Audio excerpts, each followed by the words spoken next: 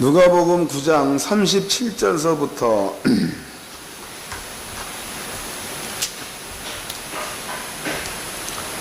42절까지입니다. 누가복음 9장 37절로 42절까지, 43절까지 다 같이 한 목소리로 합독을 하도록 하겠습니다. 시작.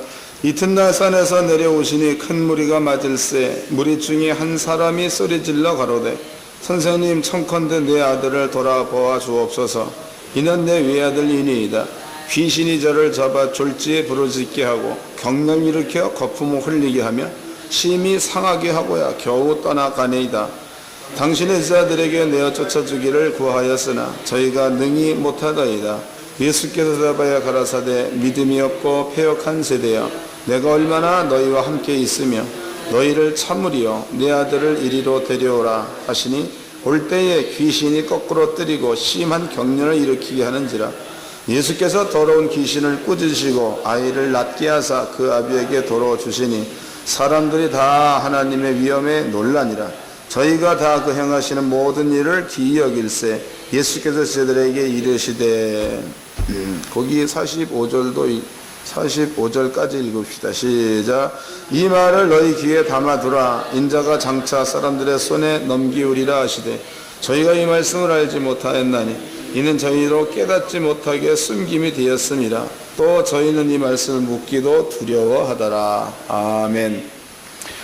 누가복음 9장 37절서부터 45절까지 그 말씀은 오늘날 우리가 꼭 해야 되는 일들이 여기에 기록되어져 있습니다.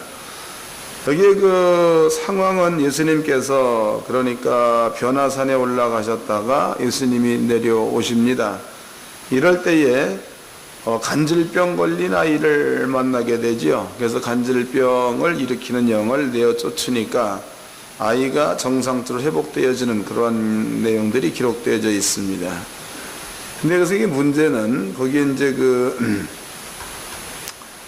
40절입니다. 당신의 제자들에게 내어 쫓아 주기를 구하였으나 저희가 능히 못하더이다. 그러니까 제자들이 귀신을 내어 쫓으려고 해보았으나 귀신을 못 내쫓았다, 이런 뜻이 되겠죠. 그래서 예수님께 왔다, 그런 말입니다.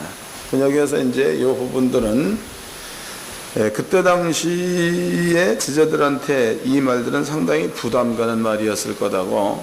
그런데 이 말은 오늘날 우리에게도 이게 부담되는 말로 들려야 될 줄로 믿습니다. 여러분들이 이런 말을 듣고도 아무런 감이 없다면 또 일찍 가야 된다고. 여기 오래 살 필요가 전혀 없는 거죠. 자, 성경을 한 군데를 더 찾아보도록 하겠습니다. 마가복음 9장입니다. 마가복음 9장 똑같은 내용입니다. 17절서부터 읽겠습니다.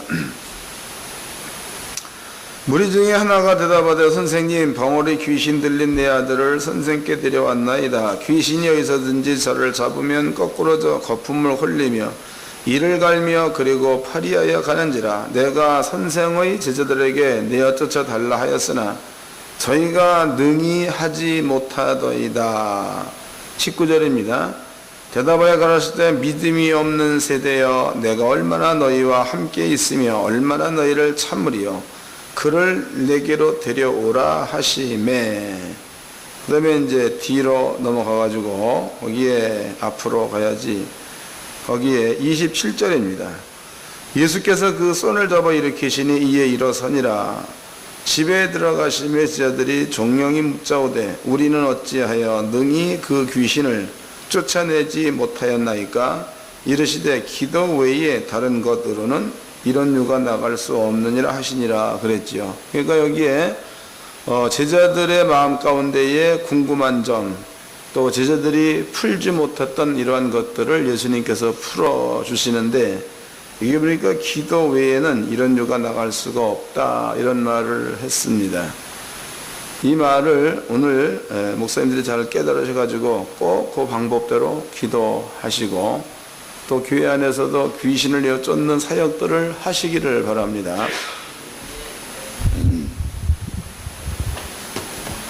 자, 먼저 이제 이것을 공부하기 이전에 또 우리가 배경으로 한번 또 깔아놔야 될 것이 있죠. 이것은 목사님들이라면 누구나 다 마음 가운데 갖추어 놓아야 될 부분입니다. 그래서 어렵더라도 이해를 하십시오. 제가 보기에는 너무나 쉬운 겁니다. 이것도 이해를 못한다면 또 일찍 가자고요. 성경에 이것은 창세기에 나오는 이야기입니다. 창세기 1장 26절을 한번 봅시다. 창세기 1장 26절.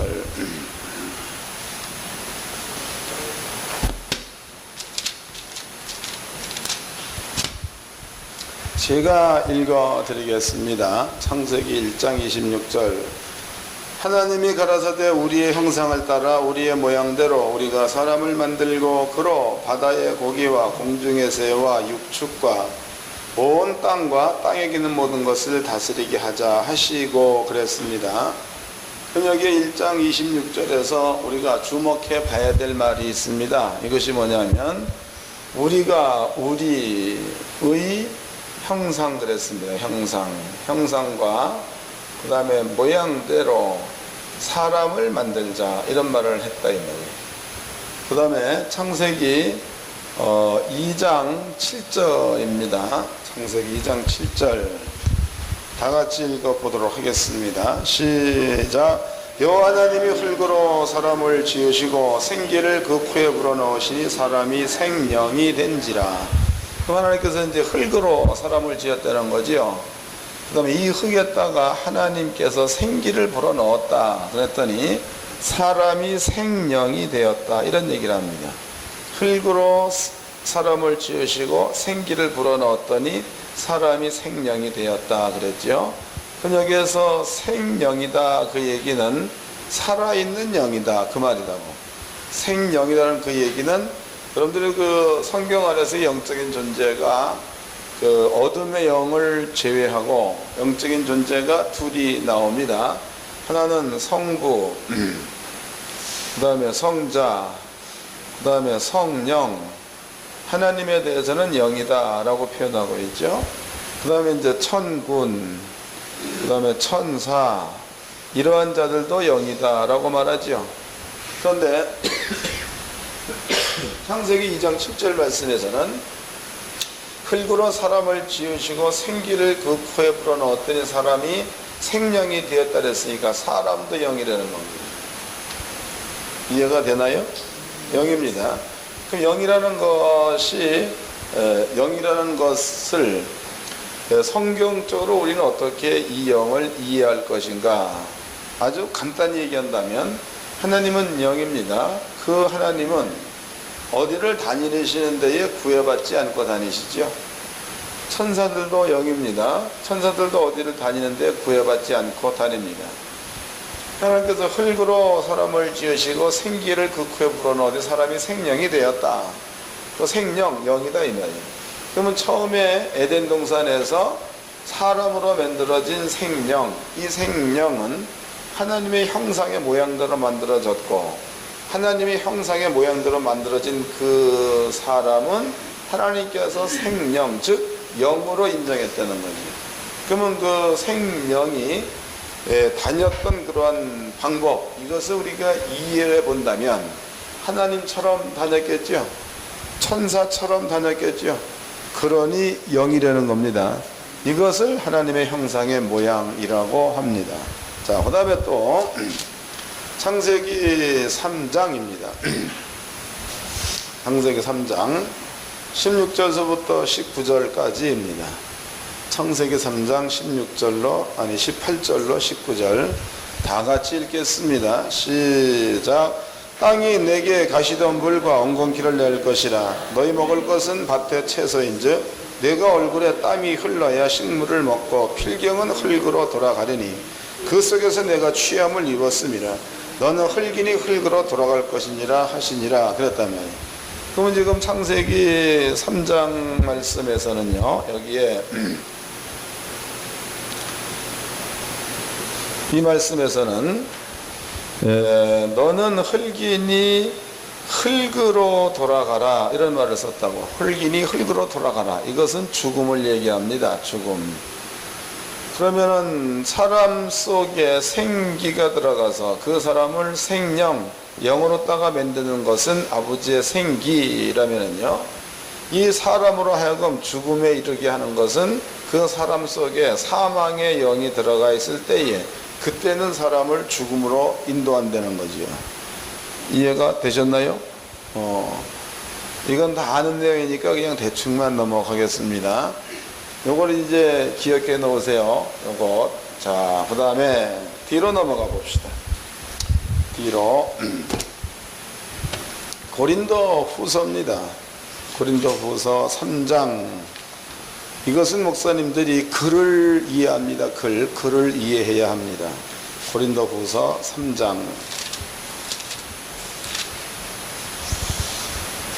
3장 17절서부터 읽겠습니다. 16절서부터 글을 이해해야 합니다.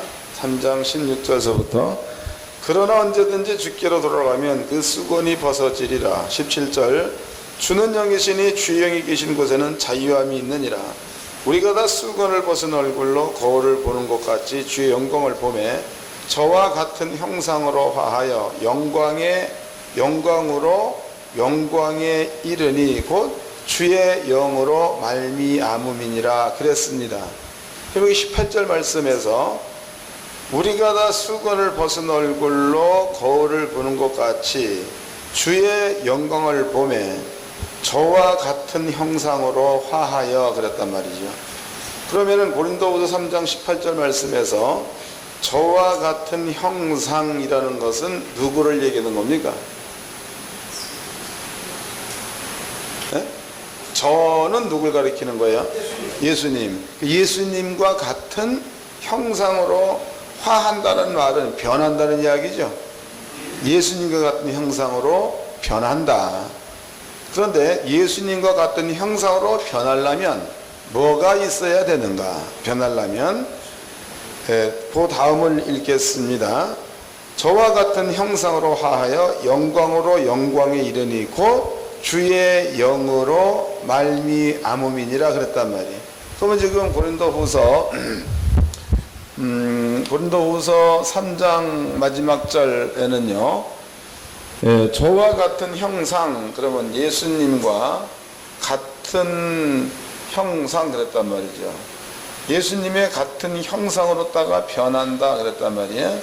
그 예수님 같은 형상으로 변하려면은 거기에 보니까 주의 영, 그래서 주의 영. 그러면 주의 영이면 이것을 간단히 얘기하면 성령이라고 봐야 되겠죠. 그 성령을 받게 되어지면 예수님과 같은 형상으로다가 바뀐다 이런 얘기 아닙니까? 성령을 받게 되어지면 예수님과 같은 형상으로 또 변한다. 맞습니까? 틀립니까? 맞습니까? 틀립니까? 다시 읽겠습니다. 그러니까 대답들을 안 하니까 다시 공부를 계속 해야 된다고. 자, 3장 18절입니다. 글을 이해를 잘하세요. 우리가 다 수건을 벗은 얼굴로 거울을 보는 것 같이 주 영광을 보매 저와 같은 형상으로 화하여. 그러니까 우리가 예수님과 같은 형상으로 변한다 이런 말이죠. 그런데 어떻게 될 때에 변하느냐? 영광에 이르니 곧 주의 영으로 말미암아. 그러니까 성령으로 말미암아 예수님과 같은 형상으로 바뀐다 이런 말이 되겠죠. 그 성령이 우리 속에 들어오면 예수님과 같은 형상이 된다 그런 이야기입니다. 그 다음에 이제 그러면은 예수님의 형상이에요. 저와 같은 형상. 그럼 예수님의 형상은 어떤 형상이냐 이거지. 예수님의 형상은 그 밑에 보겠습니다. 그 밑에 4장 4절입니다. 고린도후서 4장 4절. 그 중에 이 세상 신이 믿지 않냐는 자들의 마음을 혼미케 하여 그리스도의 영광의 복음의 광채가 비치지 못하게 함이니 그리스도는 하나님의 형상. 그러니까 예수님은 누구의 형상이라는 거예요? 하나님의 형상. 예수님을 바울은 얘기할 적에 하나님의 형상이란 말을 썼습니다. 그 말을 조갑을 해본다면 고린도후서 3장이나 고린도후서 4장이죠. 이 4장이나 이것이 별개로 떨어져 있는 문장이 아니라는 거죠. 3장 다음에 4장 이어진 문장입니다. 그런데 3장에서 저와 같은 형상 이렇게 얘기했고 고린도후서 4장에서는 예수님을 하나님의 형상이라고 말했다 이 말이에요. 그럼 바꿔 얘기해 본다면 성령을 받으면 하나님의 형상으로 변한다 이런 말이죠. 맞습니까? 여기 답이 나왔습니다. 고린도후서 3장과 4장에 답이 나왔습니다. 성령을 받게 되어지면 그러면은 하나님의 형상으로다가 변한다. 답이 나왔다 이 말이에요. 요걸 이제 기억해 놓으십시오. 요거를. 자, 지금 우리는 창세기 1장 26절 말씀에서 하나님께서 사람 만들 적에 하나님의 형상의 모양대로 만들었다. 근데 그 영은 생령이었다. 생령입니다. 그 다음에 이제 창세기 3장 17절 말씀에서 사람 속에 있는 생기가 떠나가고 반대로 사망의 영이 그 사람 속에 들어오면서부터 그 사람은 죽음이라는 것이 찾아왔습니다. 그래서 그때부터 그 사람의 주인은 사망의 영이 그 사람의 주인 된 겁니다. 예수님이 땅에 왔지요. 예수님이 땅에 와서 세상의 모든 죄를 가지고 십자가에 죽습니다. 그 사실을 믿는 자에게는 하나님께서 성령을 선물로 준다 그랬단 말이에요. 그 우리는 단순하게 성령 받았다 이것으로 끝나는 이야기인데 지금 이 말씀대로라면 하나님의 형상으로 거듭 태어났다는 얘기가 되는 거죠. 다시 태어난 겁니다. 하나님의 형상으로. 그렇다면은 하나님께서 흙으로 사람을 만드시고 했다 생기를 불어넣었더니 사람이 생령 움직이는 영이 됐다 그런 얘기다. 하나님의 형상 우리가 다시 회복한 것 같으면 우리 역시도 움직이는 영이 되어야 맞겠죠. 맞아요? 이 얘기는 내가 한 얘기가 아니고 난 읽어만 드렸다고 여러분들이 읽고 여러분들이 답을 내릴 수 있는 그런 내용이라고. 만약에 이 말이 우리가 공부하지 않는 히브리 말로 되어져 있다 그러면은 설명이 필요하겠죠. 또 이 말이 또 헬라어로 되어 있다 그렇다면 또 설명이 필요하겠죠. 중국말로 쓰여져 있다 설명이 필요하다 이 말이에요. 근데 이것은 국민학교 학생이라면 누구나 다 읽을 수 있는 한글로 표현되어 있습니다. 그 한글로 표현되어 있는 데에 하나님께서 사람 만들 때 하나님의 형상으로 만들었다. 그 하나님의 형상을 생령, 영이라고 하였다는 거. 그 다음에 이제 생기가 떠나고 사망이 들어왔다. 그로 인해서 죽음이 왔다는 거.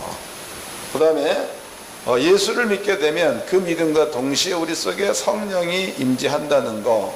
하나님의 형상이 회복됐다는 거. 이런 것들은 전부가 다 성경이기 때문에 글로 읽기만 해도 우리가 다 이해할 수 있는 내용이라는 겁니다. 다. 그렇다면은 목사님들이 이 사실을 100% 믿는다면 여러분들은 하나님의 형상으로 변했다는 확신을 가지고 있어야 되겠죠. 이런 확신이 있어야 합니다. 자, 이제 이것을 배경으로 깔아 놓으십시오. 이제 아까 그 본문의 말씀 보니까 여기 이제 그 설명이 마가복음 9장에 나와 있습니다. 거기에 예수님의 제자들한테 어떤 그 아이의 아버지가 자기가 사랑하는 아들을 보여주었다는 겁니다. 우리 아들이 간질병 걸려가지고 불에도 물에도 자주 넘어지니이다. 그러니까 제자들이여 당신네들이 이 아이를 좀 고쳐주소서라고 얘기했죠. 그때 제자들이 아무리 예수의 이름으로 떠날지어다라고 얘기해봐도 귀신이 안 떠났다 이 말이에요.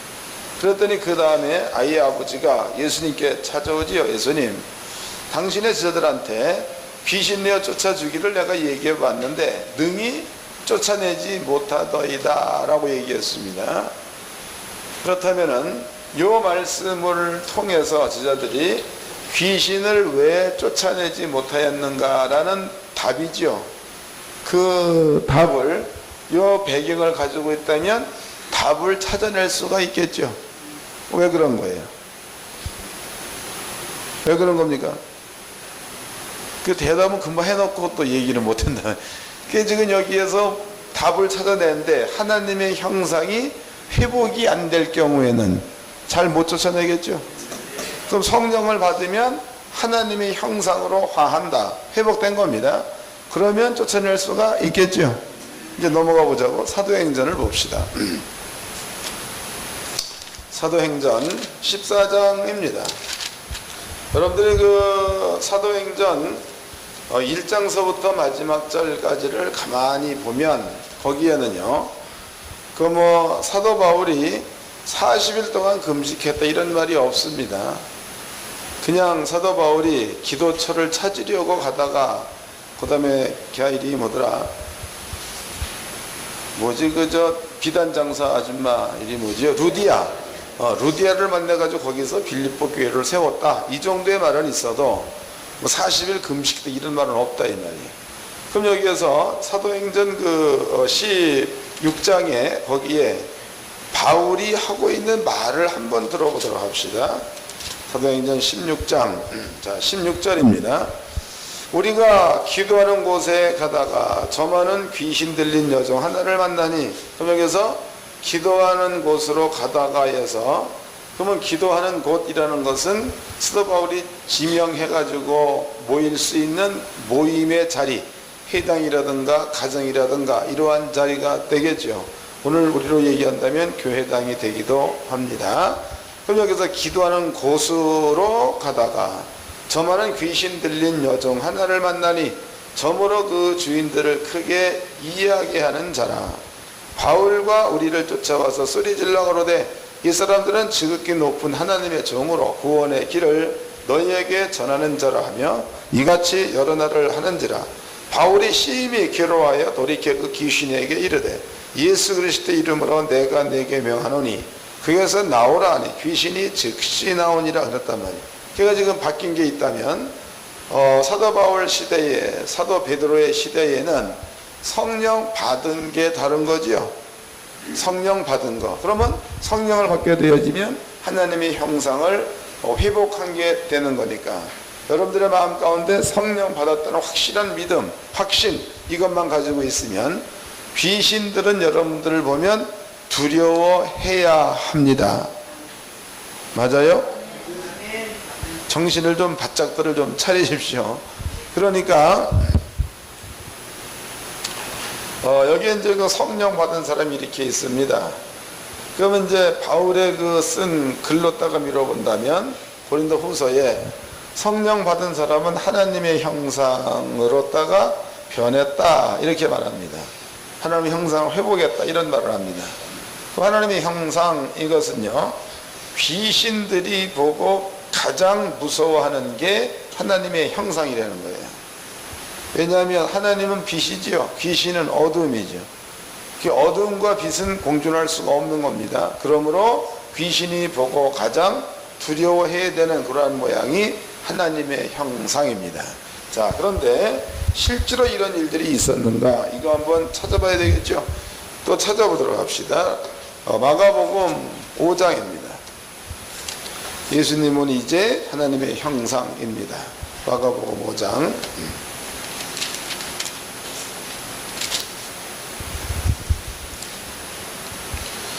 5절서부터 읽겠습니다. 마가복음 5장 5절. 밤낮 무덤 사이에서나 산에서나 늘 소리 지르며 돌로 제 몸을 상하고 있었더라. 저가 멀리서 예수를 보고 달려와 절하며 큰 소리로 부르짖어 가로되 지극히 높으신 하나님의 아들 예수여, 나와 당신과 무슨 상관이 있나이까? 원컨대 하나님 앞에서 맹세하고 나를 괴롭게 마옵소서 그랬단 말이야. 그럼 지금 여기에 보니까 귀신이 예수를 보고 쫓아왔죠. 그리고 예수님 앞에 뭔가 부탁을 합니다.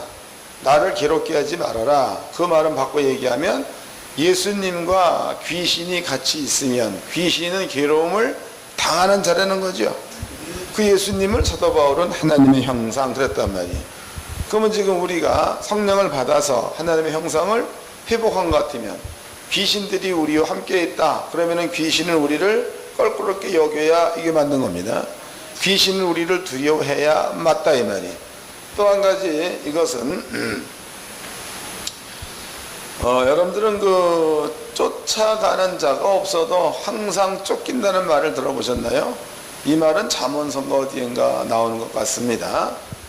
또 도적이 제발저린다는 말도 들어보셨죠? 그것은 뭐냐면 도적이 내가 이제 남의 집 물건을 훔쳤습니다.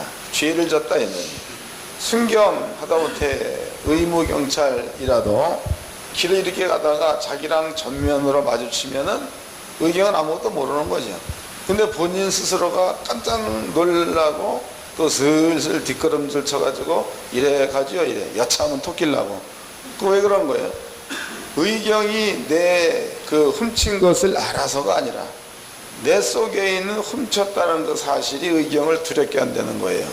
그러면 지금 귀신과 하나님의 형상의 관계도 곧 이러한 관계라는 거죠. 귀신과 하나님의 형상의 관계도 이러한 관계입니다. 거라사인 지방에 예수님이 갔습니다. 예수님은 하나님의 형상입니다.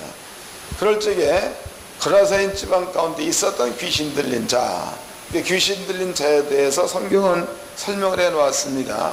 항상 무덤 사이에서 소리 지르며 돌로 자기의 몸을 상해했다고 그랬죠. 그 다음에 힘이 얼마나 센지 여러 사람이 그 사람을 붙들어도 헐크처럼 한 번만 해버리면 전부 다 나가 떨어지고 쇠사슬로다가 매어놨어도 쇠사슬을 끊어버리는 굉장한 괴력의 소유자가 돼버린 겁니다. 사람으로서는 당할 수 없는 이러한 자다이다. 그러니까 10명 혹은 20명의 장정들이 그 사람을 잡으려고 해보았으나 그 한 사람을 10명, 20명의 장정이 잡을 수 없다. 그 말이죠.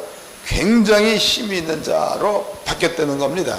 그런데 그 굉장한 힘이 있는 자, 사람들이 붙잡을 수 없는 이러한 자, 예수님은 힘이 없는 자입니다. 예수님은 흠모할 모양도 없고 예수님은 뚱뚱하지도 않았다 그랬죠. 빼짝 말랐다 그랬습니다. 예수님은 그런 자입니다. 또 예수님과 우리나라 강호동이하고 한번 붙어버리면 볼 것도 없이 예수님은 업어치게 나가 떨어진다는 거예요. 그러한 그 흠모할 모양도 없는 연약한 그 예수여, 그 예수님 앞에 10명이 달려들어도 감당할 수 없는 힘 있는 남자, 이렇게 된다고. 그런데 그 힘 있는 남자가 예수 앞에 와가지고 먼저 무릎을 꿇습니다. 하고 있는 얘기가 왜 나를 괴롭히려고 하니까 이게 그 사람의 말이다 말이죠. 그 이야기는 오늘날로 미뤄본다면 하나님의 형상과 귀신 들린 자와 같이 있다. 그러면 귀신 들린 자는 항상 두려워 떤다는 얘기가 되겠죠. 항상 두려워 떨게 돼 있는 겁니다. 그런데 두려워 떠는 자한테 얘기하면 만약에 이제 그 순경이 도둑질을 했는데 순경이 모르는 도둑놈이에요. 그놈하고 얘기를 쭉 하면 이놈은 자기도 모르는 사이에 아늑하고 또 말을 하면 말이 더듬짝거리고 제대로 안 나오죠. 그리고 될 수 있으면 빨리 이 자리를 모면해서 도망가려는 생각을 가지고 있겠죠. 요게 그 사이라는 겁니다. 이런 것처럼 귀신 들린 자가 하나님의 형상과 마주하게 되면 이 귀신 들린 자는 될 수 있으면 도망가든지 숨으려고 노력을 한다는 겁니다. 그러면 그러한 관계성이 형성되어져 있는 상태에서는 더러운 귀신아 가라고 한다면 빨리 가겠죠. 맞는 거예요? 틀리는 거예요? 더러운 귀신아 가라고 한다면 그렇게만 형성되어져 있으면 볼 것도 없이 빨리 토끼게 돼 있다 이 말이. 이게 영적인 관계성입니다. 그런데 이 사건들이 마태, 마가, 누가, 요한복음에서 주님께서 얘기할 적에는 귀신들이 항상 잘 나갔습니다. 그런데 그 당시에 지도들이 했을 적에 이렇게 나가는 것도 있는가 하면 안 나가는 자도 있었다는 뜻이 되겠죠. 사도행전에 보니까 거기에서는 바울이 얘기해도 귀신은 나갔습니다. 베드로가 얘기해도 귀신은 나갔습니다. 집사 가운데서 빌립이라든가 혹은 스데반 집사가 얘기했어요. 그때에도 귀신들은 나갔다라고 기록하고 있죠. 그럼 다른 점이라면 성령 받기 이전과 성령 받고 난 그 다음에 나타난 현상으로 보았더니 거기는 기도를 많이 하고 즉기하고 관계없이 하나님의 형상만 회복돼 버리면 그 말에 따라서 귀신은 떠난다는 게 성경이다 이 말이에요. 이해가 되셨죠? 그럼 여기에서 우리 한 가지 이제 질문을 던져봐야 해. 질문. 여기에서 그렇다면 초대교회 당시의 사도들도 성령을 받았다. 지금 이 시대에 우리도 성령을 받았다. 근데 사도들이 얘기하면 귀신이 빨리 떠나는데 우리가 얘기하면 귀신이 안 떠난다. 이런 의문점이 우리한테는 있어야 한다는 거죠. 이런 의문점이. 근데 이런 의문점이 있어가지고 이 고민을 해결하려는 사람에게는 복이 있는데, 그런데 이러한 사실을 뻔히 겪고 있으면서도 도무지 의문을 갖지 않는 사람이 있습니다. 도무지. 여기에 대한 관심 없는 사람들이 있어. 그럼 이것은 어찌 보면은 성령 받았다고 얘기하는 것도 거짓말일 수 있다는 거예요. 제 얘기 틀렸어요. 내가 보기엔 맞는 것 같습니다. 여러분들이 보기엔 틀렸을지 몰라도. 분명코 성령 받은 사람은 성경에 바울이 하나님의 형상을 회복했다 그랬단 말이에요. 하나님의 형상을 회복했다 해서 대표적인 예가 예수님이 이 땅에 하나님의 형상으로 오신 양반이죠. 근데 그 예수님께서는 말을 할 때마다 영들이 떠났고, 또 예수님과 이렇게 부딪히기만 해도 소리를 질렀다는 말들이 많이 나와 있죠. 오늘날 우리는 성령을 받음으로써 바울의 말로 밀어본다면 하나님의 형상을 회복한 자다 이 말이에요. 근데 초대교회에 성령 받은 사람들은 이 일을 다 했는데 쉽게 오늘날에 이 일을 못하는 이유는 어디에 있는 겁니까? 성령이 변질됐나요? 그때에 초대교회에 사도들한테 임한 성령은 아주 강력한 힘을 가지고 오신 성령이고, 오늘날 우리한테 임재한 그 성령은 2000년 동안 힘을 다 써가지고 삐쩍 말르고 막 힘도 못 쓰고 그런 성령이 와 있나? 이건 아니지 않습니까?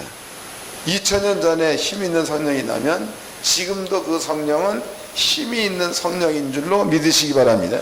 그러면 그 성령께서 우리 속에 임재했다면 우리도 하나님의 형상을 회복했다는 겁니다. 그러면 성경적인 것으로 밀어봤을 적에 성경이 이렇게 말하고 있으면 우리에게도 초대교회 당시의 사건들이 일어나 있지만이 정석이라는 거예요. 이게 정석입니다. 이것을 만약에 당연한 것처럼 얘기한다 그러면 그 사람은 이단. 딴 게 이단이 아니고 그런 사람들이 이단입니다. 일찍 가야 돼, 그 사람들은. 오래 살 거 없습니다. 근데 이게 불행스럽게도 한날은 이제 그 나한테 어떤 양반이 이런 얘기를 해. 목사님 왜 맨날 병 고치는 얘기만 하고 귀신 내어 쫓는 얘기만 하고 뭐 그럽니까? 그래. 그래서 왜 그거 하면 안 됩니까? 물어봤더니 그런 것들은 다 초보나 하는 거지 뭐 이렇게 점잖은 사람이 어떻게 그걸 합니까? 이래 얘기를 한단 말이에요. 아, 그러냐고. 그러면은 목사님은 초등학교 때 뭘 배웁니까? 초등학교 때에 산수 배우죠. 또 초등학교 때 자연 배우죠. 자연. 그럼 고등학교 때는 뭘 배웁니까? 고등학교 때 수학을 배웁니다. 또 뭘 배웁니까? 과학을 배웁니다. 또 뭘 배웁니까? 생물학을 배웁니다. 이게 뭔가 이제 언어가 달라지는 거다 말이에요. 그러면 수학을 하는 사람은 국민학교 배웠던 산수를 능히 하죠. 자연스럽게 해내죠. 1 빼기 2는 5라고 쓰는 미친놈은 없다는 거예요. 안 그래요? 수학을 공부하는 사람이 5 곱하기 5는 7500 이렇게 말하는 정신병자는 없다 이 말이에요. 그러니까 수학을 할 줄 아는 사람은 국민학교에서 배웠던 산수예요. 이게 산수. 이 산수는 자유롭게 하는 자가 수학을 공부하는 자가 될 수 있다는 거죠. 국민학교 때 산수를 못했다 그러면 이 사람은 수학할 자격이 없습니다. 뭐 이런 거 어떻게 얘기해낼 거예요? 예? 그래서 내가 물어봤습니다. 그러면 산수를 못하는 사람이 수학할 수 있나요? 또 자연을 못하는 사람이 생물학을 논할 수 있나요? 또 뭐 물리를 못하는 사람이 과학을 논할 수 있나요? 뭐 이런 얘기를 쭉 해봤단 말이죠. 근데 그 양반이 가만히 있어요. 당신이 얘기한 초등학문이라면, 당신이 얘기한 우스운 거라면, 그러면은 당신은 귀신을 내어 쫓고 병 고치는 일에 능해 있어야지만이 그 말이 맞는 거 아니냐. 그래도 그냥 아무것도 안 해. 만약에 당신이 성도들에게 귀신을 못 내쫓주고 성도들한테 병을 못 고쳐주고 이러한 절에 머물러 있다면 당신은 사기꾼이다 말이지. 어디다 대고 하나님 앞에 사기를 치느냐. 내가 심하게 뭐라 그런 적이 있습니다. 이 도둑놈이에요. 내가 보기엔 아주 나쁜 놈이에요. 아주 싸가지가 없는 놈이다. 지금 함부로 떠드는 거예요. 이거 안 된다.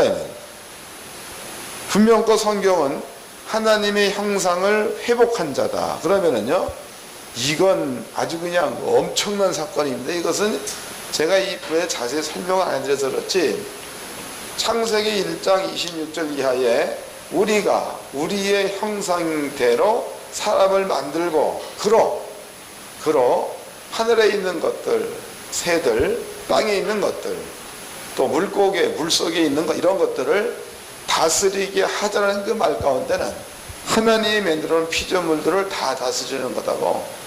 그러면 그 말 가운데는 천사도 다스리는 말이 들어가 있는 거예요. 마귀나 사탄 이런 것들도 다스릴 수 있다는 얘기가 되겠죠. 그런 힘이 하나님의 형상의 모양 가운데는 들어가 있다는 겁니다. 그러니까 우리를 하나님께서 하나님의 형상의 모양대로 회복을 시켰다, 다시 원시시켜놨다, 이 말은요, 이게 엄청난 축복입니다. 이게 보통 축복이 아니다, 이 말이. 근데 성령 얘기가 하도 많이 성령 해대니까 그 성령의 참 의미를 모릅니다. 그냥 거룩한 영 이 정도로만 알죠. 또 성령이 임재했다, 그것은 실로 엄청나다는 그 사실을 잘 이해를 못해. 하도 아버지가 쉽게 줘버립니다. 그 예수만 믿어버리면 성령 준다, 쉬운 거죠. 근데 그 쉽게 받는 그 성령 안에 이런 엄청난 것들이 숨어있다는 사실을 인지들을 안 해. 인지들 생각을 안 한다. 머리를 띄워놓고 댕기든지 해야 될 사람들이다. 그런데 성경은, 사도 바울은 이런 얘기를 했다는 겁니다. 성령으로 말미암아 하나님의 형상으로 변한다. 하나님의 형상으로 변한 사도 바울을 보니까 점치는 귀신 내쫓들이 금방 나갔지 않습니까? 또 하나님의 형상대로 회복된 사도 바울의 목회를 보니까 루스드라에 안진병이 된 자를 일으켜 세우는 사건이 있었죠. 엄청난 사건 아닙니까? 이런 것들은요, 하나님의 형상을 회복한 자들한테 당연히 나타나야 될 일들이다, 이 말이에요. 근데 초대교회는 집사도 이 일을 했습니다. 사도도 이 일을 했다, 이 말이에요. 근데 오늘날에 우리는 똑같은 성령을 받은 자라면 우리 역시도 그 일을 해내야 이게 성경적으로 맞대는 거죠. 하나님의 형상 회복했다라고 해놓고 실제로 그 자리에 머물러 있지 않다면 이것은 여러분들 자신의 신앙을 다시 한번 점검해 봐야 될 필요성이 있는 겁니다.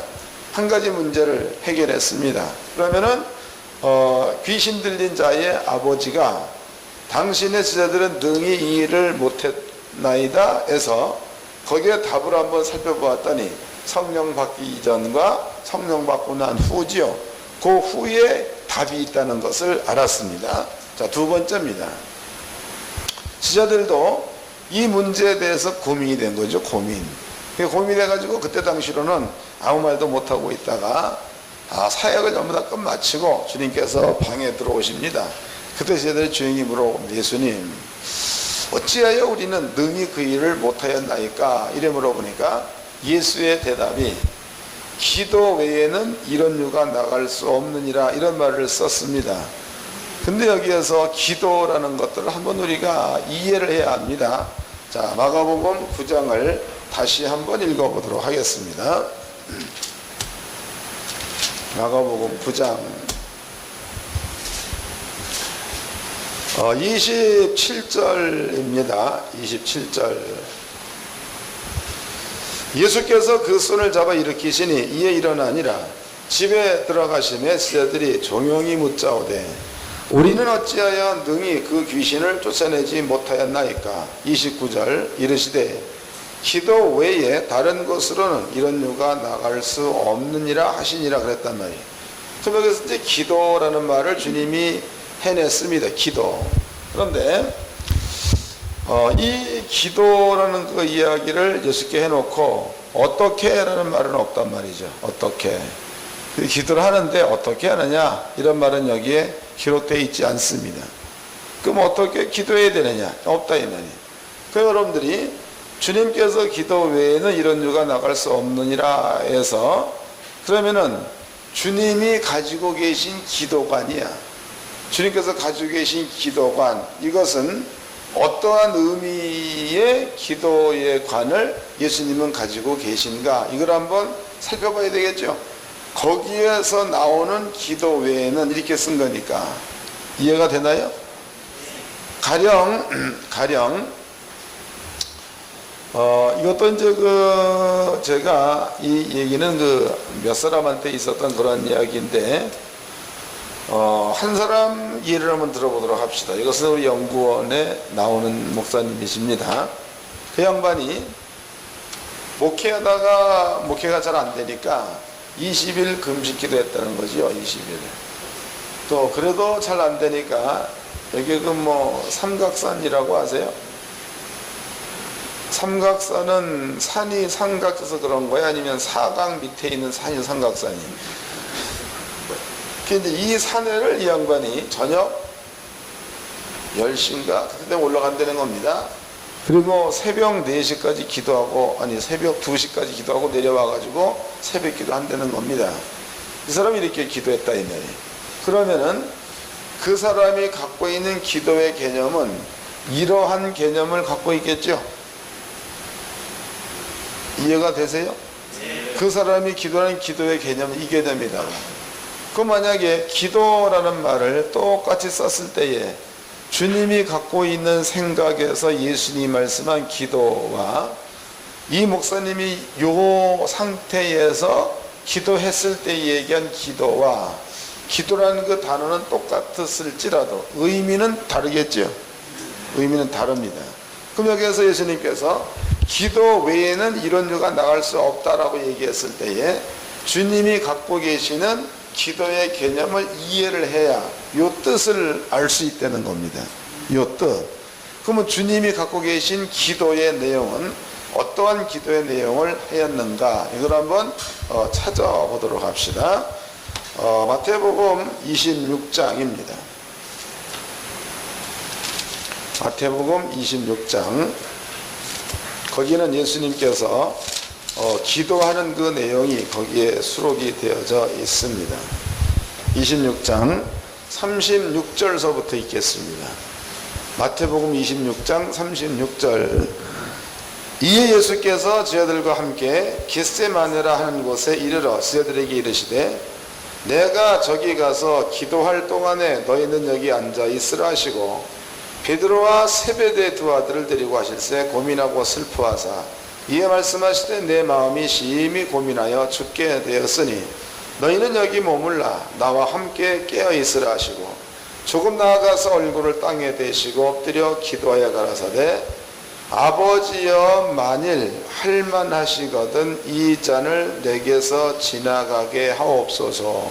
그 예수님의 본 마음은 십자가 지지 않는 게 본 마음이라는 거죠. 네? 다시 읽겠습니다. 이 잔이라는 것은 십자가의 죽음을 말합니다. 자, 39절입니다. 하반절, 중반절서부터 아버지여 만일 할만하시거든 이 잔을 내게서 지나가게 하옵소서. 그 다음에 이제 38절입니다. 38절. 이 말씀을 하시고 내 마음에 심히 고민하여 죽게 되었으니, 그럼 예수가 고민하고 죽게 된 것은 십자가의 죽음을 앞두고 그렇다는 이야기죠. 그러니까 주님의 기도는 아버지 할만하시거든 이 잔 십자가의 고통을 내게서 넘어가게 해달라, 이게 주님의 본 마음이다 이 말이에요. 본 마음. 그 다음에 또 읽겠습니다. 그러나 나의 원대로 마옵시고 아버지의 원대로 하옵소서 그랬단 말이에요. 그러니까 내 뜻은 이런 것인데, 아버지의 뜻이 십자가에 올라가는 것이라면 나는 그 뜻대로 올라가겠나이다, 이런 얘기죠. 이게 주님의 기도입니다. 그러면 지금 예수님의 기도의 내용은 자기의 뜻을 이루기 위한 기도입니까? 아버지의 뜻을 이루기 위한 기도입니까? 그렇죠. 기도가 뭔가 다르죠. 그 주님의 기도는 내 뜻을 이루려는 그러한 기도가 소원이 있다는 겁니다. 없는 게 아니고 소원이 있다 이 말이에요. 그렇지만 내 뜻이 이루어지기 원하는 기도보다도 아버지의 뜻이 이루어지기를 원하는 기도를 예수님은 했다는 겁니다. 자, 그런데 여기에서는 마태복음 26장에서는 이러한 기도를 했을 때에 영적인 세계에 대해서 설명이 안 돼 있습니다. 여기에서는 영적인 세계가. 그런데 누가복음에서는 이런 기도했을 적에 영적인 세계가 설명되어 있다는 거예요. 누가복음을 봅시다. 22장이죠.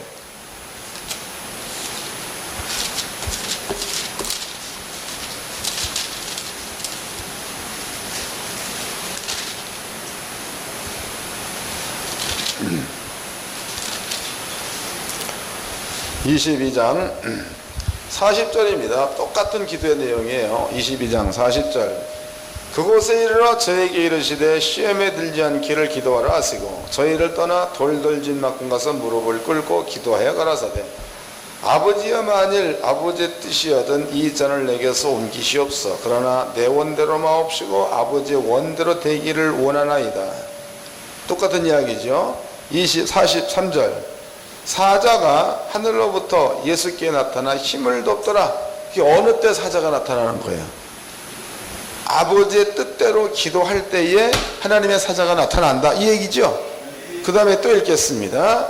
44절. 예수께서 힘쓰고 애써 더욱 간절히 기도하시니 땀이 땅에 떨어지는 핏방울같이 되더라 그랬단 말이죠. 그러면 지금 주님의 기도한 그 내용에서 영적인 배경이 여기에 설명되어져 있는데 예수님의 그 기도의 내용은 아버지의 뜻입니다. 아버지의 뜻이 이루어지기를 예수님은 기도했다는 거죠. 그러면은 아버지의 뜻을 이루기 위해선 기도입니다. 이 기도에는 사자가 꼭 등장해야 이게 맞아요. 이해되나요? 이것도 이해가 또 안 되는가 보네. 두 사람만 아멘하는 거 보니까. 아버지의 뜻을 이루어지게 해달라는 기도 가운데는 사자가 100% 나타나야 맞아, 이게. 성경을 찾아봅시다. 자, 누가복음 22장 접어놓으시고 신약 성경으로, 구약 성경으로 가봅시다. 구약 성경. 민수기서 20장입니다.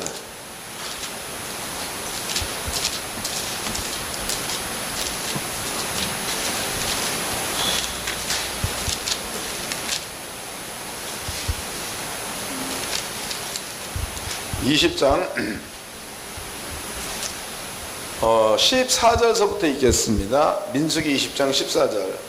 모세가 가데스에서 에돔 왕에게 사절을 보내어 이르되 당신의 형제 이스라엘 말에 우리의 당한 모든 고난을 당신도 아시거니와 우리 열조 애굽으로 내려갔으므로 우리가 애굽에 오래 거하였더니 애굽인이 우리를 열조와 우리를 학대하였으므로 우리가 여호와께 부르짖었더니 우리 소리를 들으시고 천사를 보내사 우리를 애굽에서 인도해 내셨나이다 그랬단 말이에요. 그러면 지금 이스라엘 민족이 아버지 앞에 기도했습니다. 기도했을 때 하나님은 아브라함과 이삭과 야곱에게 맺은 언약을 기억하셨다 그랬단 말이에요. 그럼 아브라함과 이삭과 야곱으로도 맺은 언약이 뭐냐면 이스라엘 민족을 가나안 땅에 집어넣는 게 언약이죠. 그 아버지의 뜻이다 이 말이. 그럼 아버지의 뜻이 머물리는 장소에 그 뜻을 이루기 위한 천사가 나타나는 게 당연하다는 거죠. 천사를 보내사. 이해가 됐나요? 여러분들 구약 성경 전체를 읽어본다면 또 가령 이제 또 이것도 이제 그 뭡니까 그저 다니엘서에 기록되어 있는 내용입니다. 다니엘이 여기에 이제 풀무불이 이렇게 타고 있습니다. 그리고 사드락과 메삭과 아벳느고 세 사람이 여기에 서 있죠. 사드락과 메삭과 아벳느고가 하나님의 계명이야 십계명을 지키려고 합니다.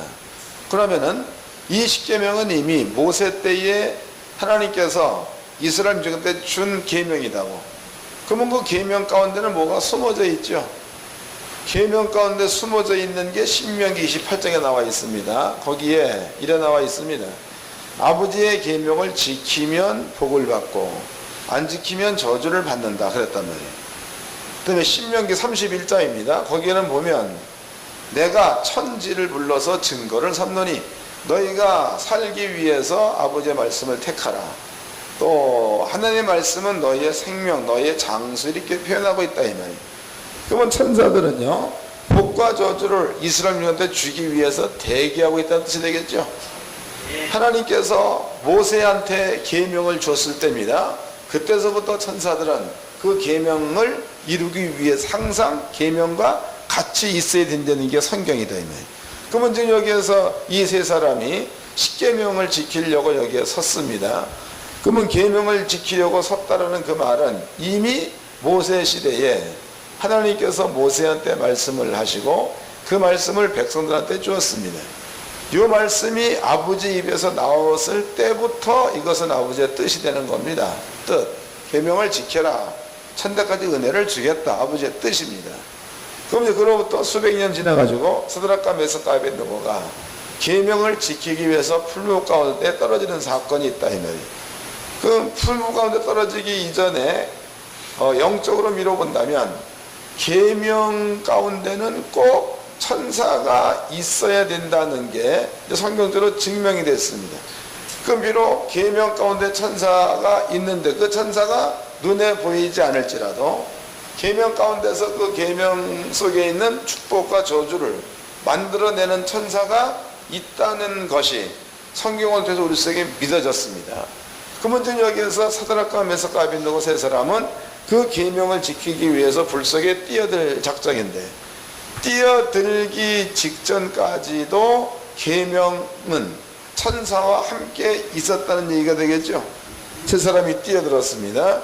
뛰어들자마자 천사가 나타나 버렸어. 이건 당연한 거죠. 이해가 되는 거예요? 예. 그러니까 계명을 지키기 위해서 세 사람이 불 속에 뛰어들으니까 천대까지 은혜를 주겠다라는 아버지의 말씀을 이루어내야 된 천사가 은혜라는 것을 만들어내기 위해서 불 가운데 천사가 나타났다고 나와 있지 않습니까? 때문에 하나님의 뜻에는 어떠한 말씀이 되었든지 간에 아버지의 뜻 가운데는 그 뜻을 이루어내기 위한 천사가 꼭 그 뜻과 함께 있다는 사실을 믿으시기 바랍니다. 그러면 지금 예수님께서 기도할 적에 내 뜻대로 마옵시고 아버지 뜻대로 그랬단 말이에요. 그럼 아버지의 뜻 가운데는 그 뜻을 이루기 위한 천사들이 항상 있다는 얘기가 되겠죠. 그 누가복음에서는 예수님께서 기도할 적에 내 뜻대로 마옵시고 아버지 뜻대로 하옵소서라고 기도할 적에 하나님의 사자가 나타나서 예수의 기도를 돕는 것은 지극히 당연하다는 거죠. 이해가 되셨나요?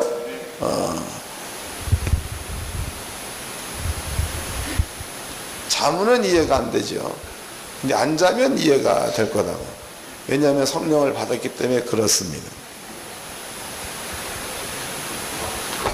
누가복음 22장을 다시 읽어보겠습니다. 이제 설명 인용금 해드렸으면 주님이 기도할 적에 천사가 나타나는 이유에 대해서 깨달으셨을 줄로 믿습니다. 22장 자 42절입니다. 가라사대 아버지야 만일 아버지의 뜻이여든 이 잔을 내게서 옮기시옵소서.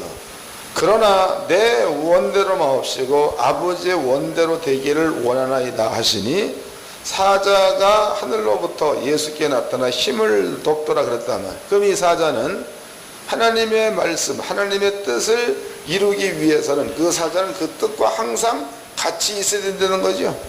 같이 있어야 된다 이 말이에요. 그런데 그 뭡니까 하나님께서 예수를 유다 지파로 보낸다라는 말을 썼습니다. 예수를 유다 지파를 통해서 보낸다. 그런데 이사야서에 보게 되어지면 이것은 아버지의 뜻이니까 유다 지파는 조금만 남았다는 말이 있습니다. 그럼 조금만 남은 그건 역시도 아버지의 뜻을 이루기 위한 천사들이 그 유다 지파 가운데 얼마를 보호했다고 봐야 맞겠죠. 이런 것들이다고. 그러니까 기도할 적에 그냥 중언부언 기도한다. 여기서 만약에 천사가 나타났다는 것은 아마 80%는 마귀 장난입니다. 그렇지만 주님의 뜻을 100% 믿는 믿음을 가지고 주님의 뜻이 이루어지를 기도한다 그러면 여기에 나타나는 그 천사는 하나님과 막바로 교통할 수 있는 이런 그 영이 나타났다고 봐야 되는 겁니다. 그런데 예수님께서 얘기할 적에 기도 외에는 이런 유가 나갈 수 없느니라 해서 주님께서 말씀하신 기도라는 것은 하나님의 뜻이 이루어지기를 원하는 기도가 되겠죠. 이런 기도가 되는 겁니다. 그럼 예수가 죽었습니다. 그리고 부활을 하셨습니다. 그때 주님이 하신 말씀이 있습니다. 그것이 뭐냐면 너희가 내 이름 예수 이름으로 귀신을 내어 쫓고, 이런 말이 있죠. 이건 예수의 이름으로 명령하면 귀신이 떠나가는 그것이 하나님의 뜻이요 예수님의 뜻이라는 겁니다. 그 요 말씀을 이루기 위한 영들이 이 말씀과 함께 있다고 봐야 되겠죠. 있는 겁니다. 그 여러분들이 예수께서 말씀하시기를 너네들이 귀신을 못 내쫓았느냐 그러면은 기도 외에는 이런 유가 나갈 수 없다 해서, 그럼 여러분들이 만약에 기도를 한다 그러면은 하나님의 뜻 예수 이름으로 귀신을 내어 쫓고, 이 말씀이 나의 목회 현장에 이루어지게 하옵소서라고 기도한다면 이 말씀과 함께 있는 천사가 여러분들의 기도 가운데에 동참하겠죠. 믿습니까? 그러니까 이러한 기도를 하고 난 그 다음에 귀신을 내어 쫓으면 나간다는 겁니다. 이해되셨죠? 이 쉬운 것도 못하면 또 가야 되는 거예요. 이제 저는 이것도 이제 아마 그 작년인가 지난 다음에 해본 일들입니다. 제가 여기서 능력을 전부 다 이렇게 행하게 만들었을 때에 그럴 적에 능력이 잘 안 나타난다 그러면 여기서 막바로 기도하라고 그랬죠. 막바로. 기도 시간이 길지 않았어요. 하나님, 내게 능력이 없습니다. 주님의 능력이 나를 통하여 나타나게 해주세요. 이런 기도 1초 기도한 거예요. 그 기도가 끝나자마자 능력이 나타나는 이유가 이런 영적인 배경이 깔려있기 때문에 그런 거다 이 말이에요. 이해하셨나요? 그 목사님들이 기도할 적에 중언부언, 아까 내가 설명했죠. 그런 목사님들처럼 그런 기도하지 마시라고. 그 기도는요, 본인들은 잘한다, 본인들은 열심히 아버지 뜻대로 해드릴게 말할 줄 몰라도 정수영 목사가 보기에는 시간 낭비여 게을러 터진 거다. 그 시간에 가서 전도나 열심히 하면 그게 차라리 기도 잘하는 겁니다. 근데 오늘날 보면은요, 그런 정신병자들이 굉장히 많이 있습니다. 여러분들은 기도 그렇게 이상스러운 기도하지 말고 뭔가가 아버지의 뜻에 맞추어서 기도해가지고 천사가 움직일 수 있는 이런 그 능력의 기도들을 하시기를 주의 이름으로 축원합니다.